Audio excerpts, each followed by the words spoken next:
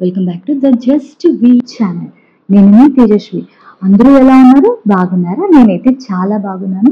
ఈ రోజు పిల్లలు పెద్దలు ఎంతగానో ఇష్టపడి ఒక ఈజీ రెసిపీతో వచ్చానండి. 5 minutes చాలు ఈ రెసిపీ కోసం. అలాగే చాలా చాలా టేస్టీగా ఉంటుంది, ఎమ్మీగా కూడా ఉంటుంది. నా ఛానల్ని ఫస్ట్ టైం చూసినట్టయితే ప్లీజ్ డూ సబ్స్క్రైబ్ అండి. అలాగే లైక్, షేర్, కమెంట్ చేయండి. ముఖ్యంగా నేను ఇది పిల్లల కోసం, మా బాబు కోసం ఈ రెసిపీని నేను తయారు చేశాను. పిజ్జా లాగా ఉంది అనేసి మా బాబు అన్నాడు. ఇనిషియల్ ఫేజ్ అంతా పిల్లలు ఏం తింటారు, ఏం తినాలి అని మన చేతుల్లో ఉంటుంది. నాకు తెలిసి ఒక 3 నుంచి 5 ఏళ్ళ వరకు మనం ఏది పిజ్జా అంటే దాన్నే పిజ్జా అంటారు, ఏది చూపించే చాక్లెట్ అంటే దాన్నే చాక్లెట్ అని అంటారు. సో ఇలాగ నేను హెల్దీ ఈటింగ్ని నేను అలవాటు చేశాను. చాక్లెట్ కావాలి అని అంటే నేను డ్రై ఫ్రూట్ లడ్డూతో రీప్లేస్ చేశాను. నాకు పిజ్జా కావాలి అన్నదాన్ని ఆమ్లెట్ పిజ్జాని నేను చేశాను అనమాట. ఇందులో నేను హెల్దీ ఇంగ్రీడియంట్స్, మన కూరగాయలు, ఆకుకూరలు ఏవైతే మా బాబు తినడు అని అనిపించిందో దానిని నేను వేసి నేను ఇలా పిజ్జా రూపంలో తీసుకొని వచ్చాను. ఇది నా ఇనిషియల్ ఐడియా అండి. దీనికి పిజ్జా అనే పేరు ఎలా వచ్చిందో మీరే చెప్పాలి. నేనైతే పిజ్జా అని మా పిల్లలకి చెప్పాను. మీకు కూడా ఇది పిజ్జా లాగా ఉందా లేదో నాకు చెప్పండి. చాలా టేస్టీగా ఉంటుంది. ఈరోజు నేను ఎగ్తో 2 రెసిపీస్ చేశాను.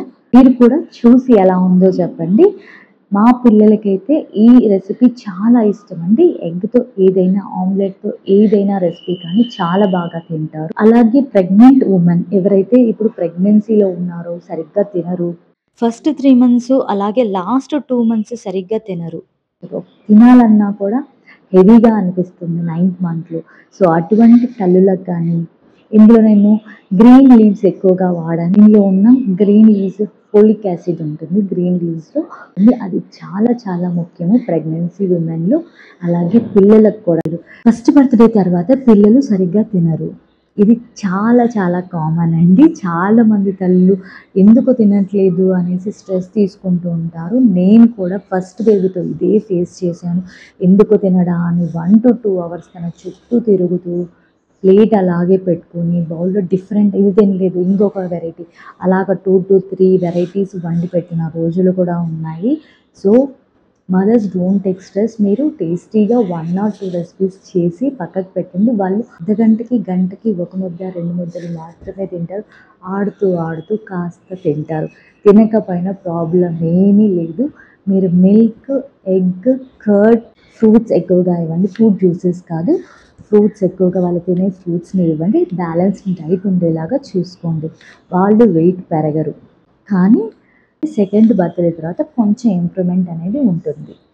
అలా ఫుడ్ తినట్లేదు కదా అనేసి ఇంకా ఏవో సిరప్లు తీసుకోండి, హంగ్రీ అనేసి, లేకపోతే డీవార్మింగ్ అని.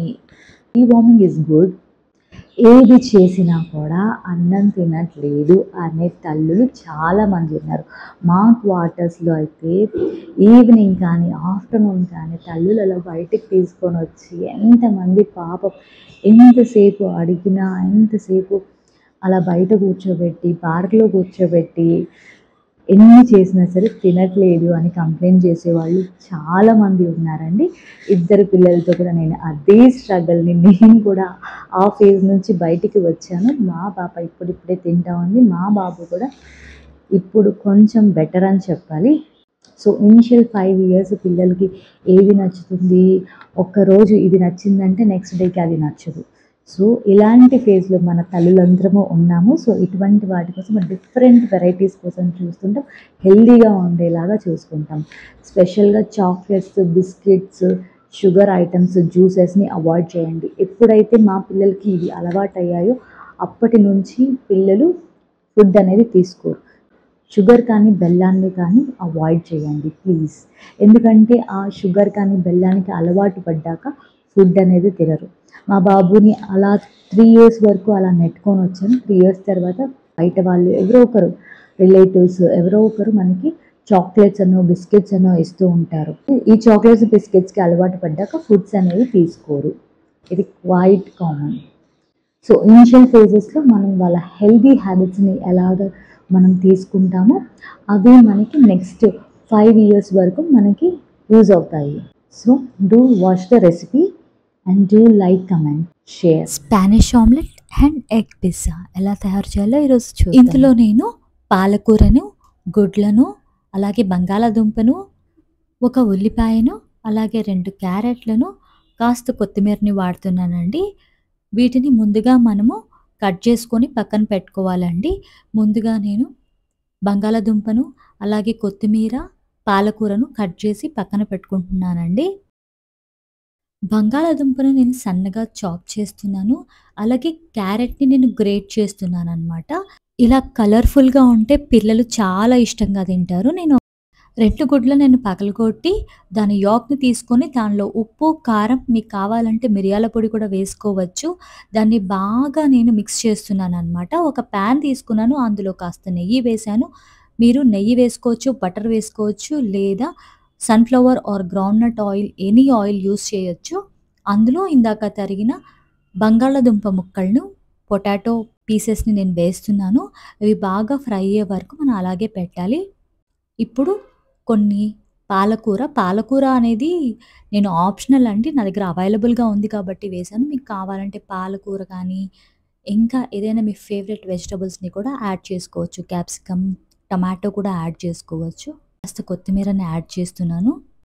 ఇప్పుడు సన్నగా తరిగిన ఉల్లిపాయ ముక్కలను నేను యాడ్ చేస్తున్నాను. ఇది బాగా నెయ్యిలో ఫ్రై కావాలి. నెయ్యి అనేది చాలా టేస్టీగా ఉంటుంది. పిల్లలకి చాలా బాగా నచ్చుతుంది.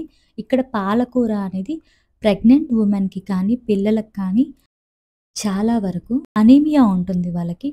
ఐరన్ అనేది చాలా తక్కువగా ఉంటుంది. అలాంటి వాళ్ళకి ఉపయోగపడుతుంది.